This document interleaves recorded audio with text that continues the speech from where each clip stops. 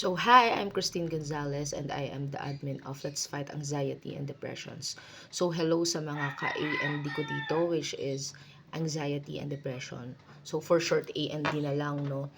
So, sa mga susunod kong videos, magkakaroon ako ng mga topic, paano ako nagko-cope up dun sa anxiety ko at saka sa depressions ko, ano yung mga comfort foods ko, ano yung triggers ko, and all. So, as per update with my interview yesterday kay Chang Ami, hindi siya natapos kasi bukod sa via call lang siya, kinulang sa oras. So, ang napag-usapan lang namin kahapon ay ang tungkol sa paano nangyari sa akin. So, ano yung mga naging symptoms ko.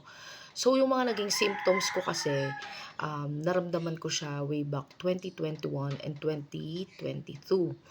Yung first nun is yung mga tips ng daliri ko, nagkakaroon ako ng parang tinutusok, yung parang nagkakaroon ako ng times like nanginginig ako. Pero ang hindi ko malilimutan is yung nag-shutdown yung katawan ko for seconds and then nakabalik din naman ako. Pero after no, nag-okay naman ako. Tapos, um, nagkaroon ako ng mga triggers. So, yung triggers, upload ko na lang siya by tomorrow kung ano yung mga naging triggers ko and yung mga naging issues ko. And I'm really open naman na meron akong ganitong case. So, ito kasing anxiety depression is hindi ko siya like ini-embrace, no? Hindi ko siya sinasabing dahil kailangan ko lang ng views or kailangan ko lang ng ah, parang arte lang. Hindi siya ganun. It's about kailangan ko pang I think parang ito yung naging eye-opener ko para makatulong din sa iba na nakakaranas din ng anxiety, depression. Kasi, to be honest, hindi siya madali. Sobrang hindi siya madali. Kasi sabay-sabay na yung nararamdaman mo. And once na na-trigger ka kasi, nagkakaroon ka ng parang mga nagre-react yung katawan mo. So, may mga times na kailangan mong umiyak pero hindi ka makaiyak kasi ayaw mo, pinipigilan mo. Pero once na hindi mo siya iyak, ah, nagkakaroon ng reaction yung katawan mo. So, ayun, kailangan masyadong malawak ang mental health, masyadong malawak ang mga kasi iba-iba tayo ng triggers kaya nga hindi ko pwedeng sabihin na yung problema mo or main issue mo ay mababaw lang dahil iba-iba tayo ng capacities, no? Meron akong, para sa akin na problema ko ay sobrang lalim na para sa'yo ay hindi. Meron kang problema na sobrang lalim pero para sa akin hindi. So parang hindi ko pwedeng sabihin na hindi valid yung feelings mo. Para siyang ganun.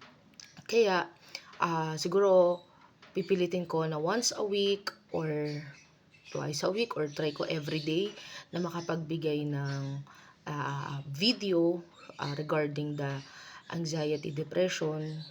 Ayun, hindi ako doktor, hindi ako hindi ako siguro authorized, no? Pero lahat ng ah, ini-upload ko ay based sa mga naramdaman ko, lahat ng na-experience ko kasi hindi i-share ko siya kasi hindi madali. Hindi talaga madali magkaroon ng ganitong sakit na okay ka the whole day, the whole week, tapos bigla kang hindi makakahinga, biglang hindi mo maintindihan anong nangyayari, parang parang magko-collapse ka na hindi, nahihilo ka. So, ang dami niyang, ang sobrang lawak nung mental health, no? And mahirap kalaban yung isip. Kaya gumawa ako ng ganito na Let's Fight Anxiety Depression kung saan um, may mga tao kasi na takot na umamin. May mga tao na takot i-admit sa sarili nila na they have this issue na or this sakit na anxiety depression. And ayun, ah, habang nagpapagaling ako, habang nasa healing stage ako and trying na mag-search pa ng mga makakatulong sa akin and all, tumutulong na rin ako sa iba, no?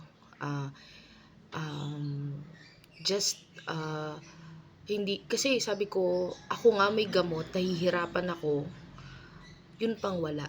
'no.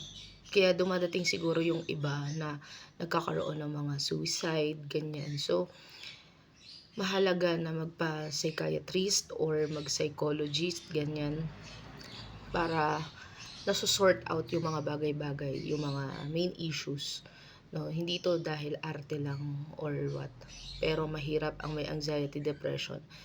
Kailangan mo talaga ng kumbaga it takes time to heal, and kailangan mo ng malakas na support system, even yourself din kailangan mo maging malakas. Kasi you have no choice once na naandiyan na sa sarili mo yung anxiety, depression, you have to embrace it. You have to embrace the episodical, yung mga atake and all. So yun, kailangan mo siyang i-embrace talaga.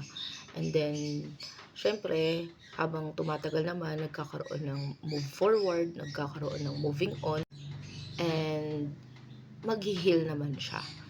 Kailangan mo lang i-sort out like yung mga bagay na nagpa-trigger sa'yo, ganyan.